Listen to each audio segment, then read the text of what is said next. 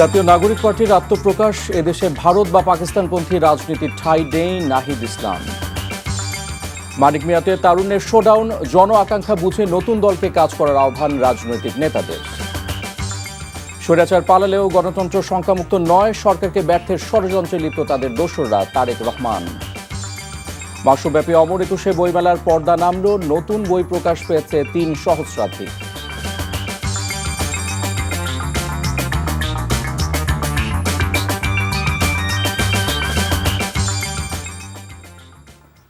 আসসালামু আলাইকুম, মোহাম্মদ ইফতেখার স্বাগত জানাচ্ছি এনটিভির সকালের খবরে। গ্রাউন্ড সিমেন্ট শিরোনাম দেখছিলেন, এবারে চলে যাচ্ছি পুরো খবরে।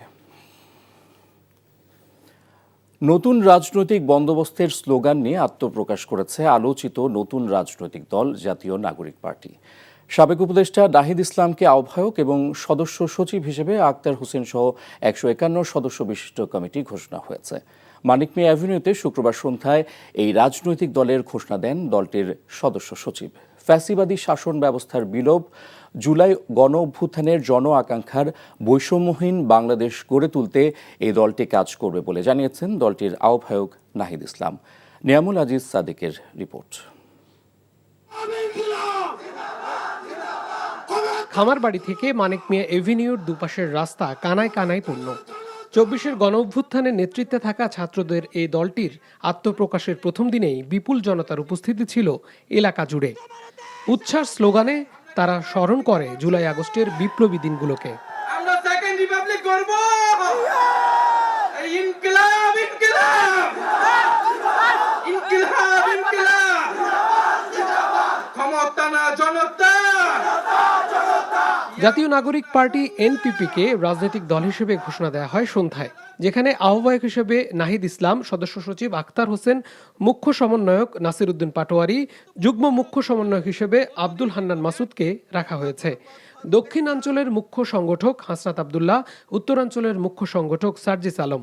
নাহিদ ইসলাম বলেন, বাংলাদেশপন্থী রাজনীতির সূচনা তারা করবেন, যার মাধ্যমে নতজানু পররাষ্ট্রনীতি থেকে বেরিয়ে ফ্যাসিবাদী শাসন ব্যবস্থার বিলোপ করা হবে।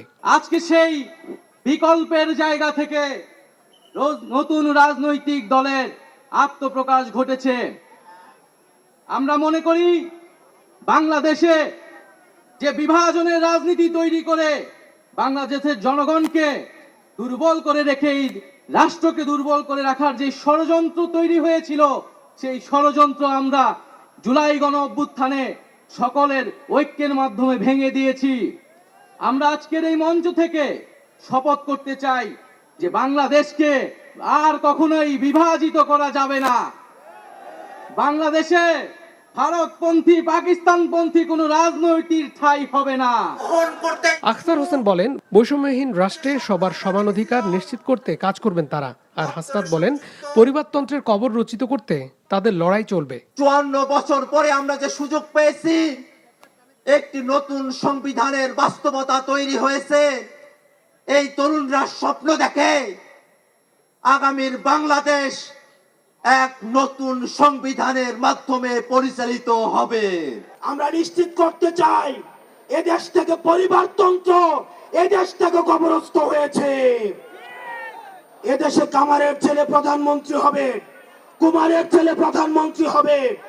এদেশে যোগ্যতার ভিত্তিতে এদেশে নেতৃত্ব উঠে আসবে। আমরা স্পষ্ট করতে চাই, আমরা একটা সুন্দর বাংলাদেশ গড়তে চাই। সার্জিস আলম ছোট দলগুলোকে সহযোগিতার হাত বাড়িয়ে দেওয়ার আহ্বান জানান। দয়া করে যেন আমরা কাউকে প্রতিপক্ষ না মনে করি। আমরা যদি যারা বড় রাজনৈতিক দল রয়েছি, ছোটদেরকে ধীরে ধীরে সামনে এগিয়ে যেতে না দেই, তাহলে আমাদের মধ্যে ধীরে ধীরে এমন একটি মানসিকতা আসবে, যেই মানসিকতা হয়তো আমাদেরকে ধীরে ধীরে একটি স্বৈরাচারী আচরণের দিকে নিয়ে যেতে পারে। দুপুর থেকে জাতীয় নাগরিক পার্টির আত্মপ্রকাশ অনুষ্ঠানে ঢাকা এবং এর বাইরের অসংখ্য নেতাকর্মীরা অংশ নেন। নিয়ামুল আজিজ সাদিক, এনটিভি নিউজ, ঢাকা। জনগণের আকাঙ্ক্ষা বুঝে নতুন রাজনৈতিক দল জাতীয় নাগরিক পার্টিকে কাজ করার আহ্বান জানিয়েছেন বিভিন্ন রাজনৈতিক দলের নেতৃবৃন্দ। জাতীয় নাগরিক পার্টির আত্মপ্রকাশ অনুষ্ঠানে অতিথি হিসেবে এসে এমন মন্তব্য করেন বিএনপি, জামাত ইসলাম সহ বিভিন্ন রাজনৈতিক দলের প্রতিনিধিরা। আর নতুন রাজনৈতিক দল জাতীয় নাগরিক পার্টির হাত ধরেই দেশের রাজনীতির পরিবর্তন হবে বলে আশা প্রকাশ করেন দলটির নেতাকর্মীরা। আপেল শাহরিয়ারের রিপোর্ট।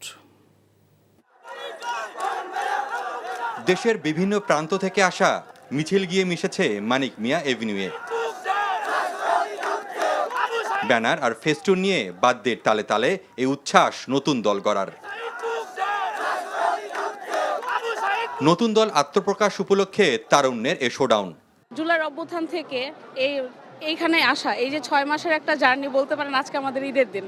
একটা ইতিহাসে সাক্ষী হওয়ার জন্য আসছি আর কি। নতুনরা না আসলে কিভাবে হবে? পুরনোদের তো আমরা দেখেছি, তাদেরকে দিয়ে তো আমরা খুব বেশি কিছু পাই নাই।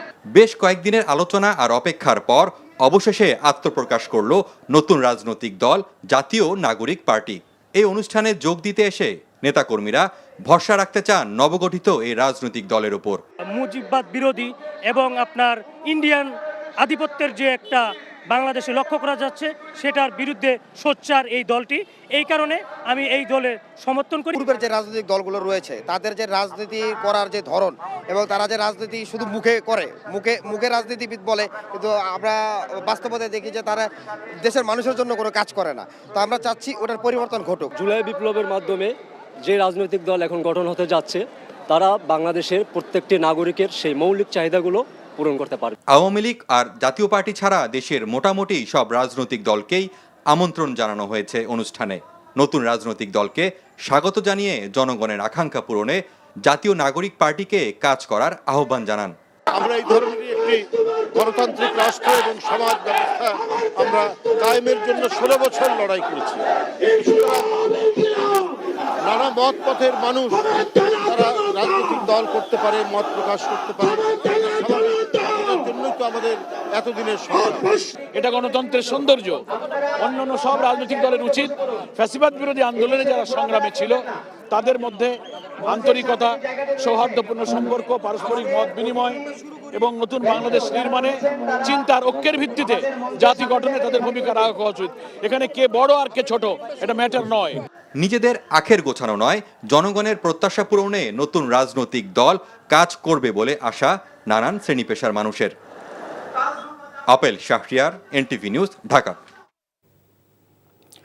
স্বৈরাচার পালিয়ে গেলেও গণতন্ত্র এখনও শঙ্কামুক্ত নয়।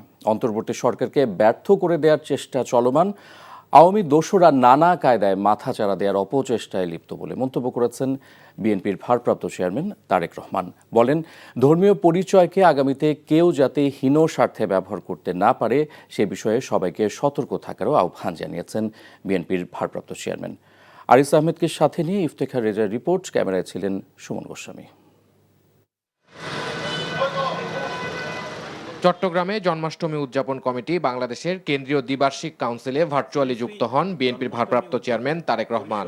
বাংলাদেশের দ্বিবার্ষিক সম্মেলন উপলক্ষে আয়োজিত আজকের এই অনুষ্ঠানের সম্মানিত সভাপতি। গত 17 বছর সনাতন ধর্মের সাধারণ মানুষকে ব্যবহার করা হয়েছে উল্লেখ করে বিএনপির ভারপ্রাপ্ত চেয়ারম্যান বলেন, নিরাপদ ও গণতান্ত্রিক বাংলাদেশ গড়ার জন্য আগামী জাতীয় নির্বাচন একটি বড় সুযোগ। আপনাদের ধর্মীয় পরিচয়কে ভবিষ্যতে আর যাতে কেউ নিজেদের হীন স্বার্থে ব্যবহার করতে না পারে সে ব্যাপারে আপনাদেরকে সতর্ক থাকার জন্য আমি বিনীত আহ্বান জানাই। একটি নিরাপদ বাংলাদেশ গড়ার জন্য আমাদের সবার সামনে আগামী জাতীয় নির্বাচন একটি বিরাট বড় সুযোগ।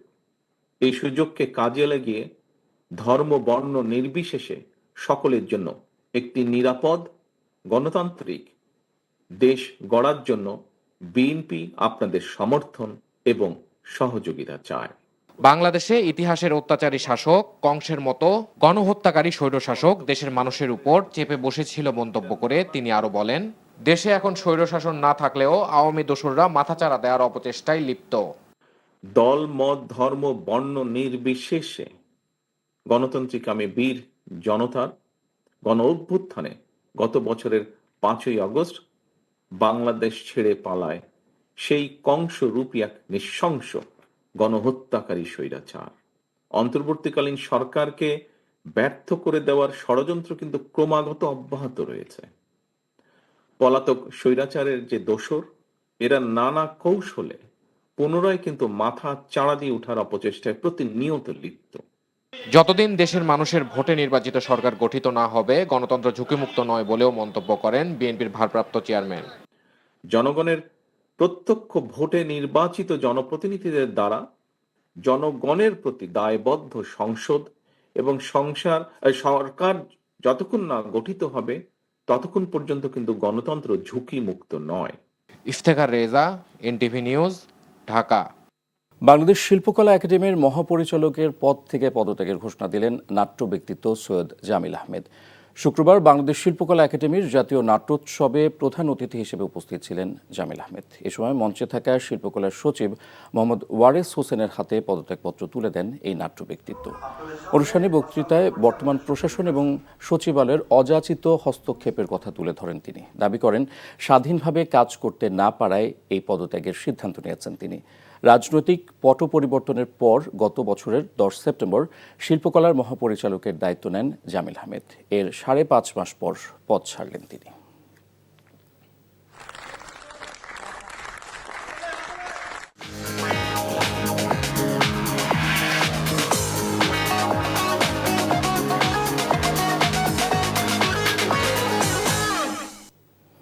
এবারে মার্কেন্টাইল ব্যাংক অর্থনীতির খবর। রমজান শুরুর একদিন বাকি থাকলেও এখনও বাজারে সয়াবিন তেলের সরবরাহ স্বাভাবিক হয়নি। অন্যদিকে রমজানের আগে বেড়েছে মাছ, মাংস থেকে শুরু করে লেবুর দাম, তবে স্থিতিশীল রয়েছে ছোলা, চিনি, খেজুর সহ সবজির দাম। বিক্রেতারা বলছেন, এবারের রমজানে নিত্যপণ্যের বাজার স্থিতিশীল থাকবে আর বাজার মনিটরিং জোরদার করার তাগিদ ভোক্তাদের। আরাফাত ইসলামের রিপোর্ট। রমজান শুরুর আগে শেষ শুক্রবার হওয়ায় ছুটির দিনের বাজারে ক্রেতা উপস্থিতি তুলনামূলক বেশি ছিল, যার ফলে বেচাকেনা বাড়ার পাশাপাশি বেশ কয়েকটি পণ্যের চাহিদাও বেড়েছে। তবে সরবরাহ ঘাটতির কারণে এখনও সয়াবিন তেলের সংকট কাটেনি বলে জানান বিক্রেতারা। তেলের সংকট খালি মিটা দেবো খালি সংকট আর মিটে নাই পর্যন্ত। এখন সামনেরও যা কি হয় তাও বলতে পারি না। 2-3টা ডিস্ট্রিবিউটর সব ঘর খালি বইরে দিচ্ছে। ছোলা, চিনি, বেসন, খেজুর সহ রমজান কেন্দ্রিক নিত্যপণ্যের পর্যাপ্ত আমদানি ও সরবরাহ স্বাভাবিক থাকায় এখন পর্যন্ত বাজারে এসব নিত্যপণ্যের দাম বাড়েনি। গত বছর মনে করেন ছোলা ছিল 130 টাকা 40 টাকা, এখন সেই ছোলা হচ্ছে আপনার 105 টাকা 10 টাকা। খেসারি ছিল 140, এখন 105-10 চলতেছে। গতবার চেয়ে এবারে দামও কম, খেজুরও আছে, অ্যাভেলেবেল আছে, কোনো সমস্যা নাই, খেজুরে কোনো ঘাটতি নাই। অন্যদিকে সপ্তাহের ব্যবধানে বেড়েছে ব্রয়লার মুরগি, গরু ও খাসির মাংসের দাম। এছাড়া সব ধরনের মাছের দাম কেজিতে 50 থেকে 100 টাকা পর্যন্ত বেড়েছে। ব্রয়লার মুরগি গত সপ্তাহে বেচি 190, আজকে বেচতেছি 200 টাকা কেজি, 10 টাকা কেজি বাইছে। দেশি মুরগিটা কেজি 50-60 টাকা বাইছে, কেজি 670। গরুর দাম 10,000 15,000 টাকা বাইরে যায় গরু। এখন তো বাইছে মোবাইলের যুগ, সিন্ডিকেটের ব্যবসা। চাহিদা বেশি তো, মালের আমদানি কম, আবার রোজার চান রাই। গত 2 সপ্তাহে 750 করে নিচ্ছি, আজকে ম্যাক্সিমাম জায়গায় 780 যাই গেছে। ক্রেতারা বলছেন, ব্যবসায়ীদের অতি মুনাফার প্রবৃত্তি থেকে বেরিয়ে আসার পাশাপাশি বাজার নিয়ন্ত্রণের প্রয়োজন সরকারের কঠোর নজরদারি। রমজানকে কেন্দ্র করে আমরা বিজনেস করব, তা আমাদের সাথে বিজনেস করে আমরা সাধারণ মানুষের যে ভুক্তভোগী। রমজানে কম থাকলে সবার জন্য সুবিধা হয়। আমাদের দেশে তো একটু দাম বেড়ে যায়, কিন্তু এটা ঠিক না। প্রায় সব ধরনের সবজির দাম স্থিতিশীল থাকলেও লেবুর দাম বেড়েছে। প্রতি হালি লেবু 60 থেকে 80 টাকা পর্যন্ত বিক্রি হচ্ছে। আরাফাত ইসলাম, এনটিভি নিউজ, ঢাকা। আগামী এক সপ্তাহের মধ্যে বাজারে ভোজ্য তেলের সংকট কেটে যাবে বলে জানিয়েছেন বাণিজ্য উপদেষ্টা শেখ বশিরউদ্দিন। শুক্রবার দুপুরে সাভারের হেমায়তপুরের হরিণধরা এলাকায় বাংলাদেশ বিসিক শিল্প নগরীর কেন্দ্রীয় বর্জ্য শোধনাগার পরিদর্শন শেষে তিনি কথা বলেন।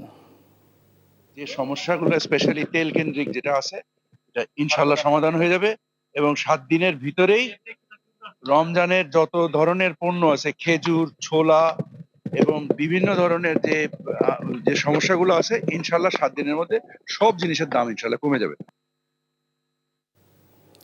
যারা বাজারে অন্যায়ভাবে দাম বাড়াবে তাদেরকে ছাড় দেওয়া হবে না বলে জানিয়েছেন মৎস্য ও প্রাণী সম্পদ উপদেষ্টা ফরিদা আক্তার। শুক্রবার সকালে রাজধানীর বাড্ডায় রমজান উপলক্ষে সুলভ মূল্যে মাংস, দুধ ও ডিম বিক্রি কার্যক্রমের উদ্বোধন করে একথা বলেন তিনি। পুরো রমজান জুড়ে রাজধানীর 25টি স্থানে ড্রেসিং করা ব্রয়লার মুরগি 250 টাকা কেজি, দুধ 80 টাকা লিটার, ডিম প্রতি ডজন 114 টাকা ও গরুর মাংস 650 টাকা কেজিতে বিক্রি করা হবে বলে জানান উপদেষ্টা।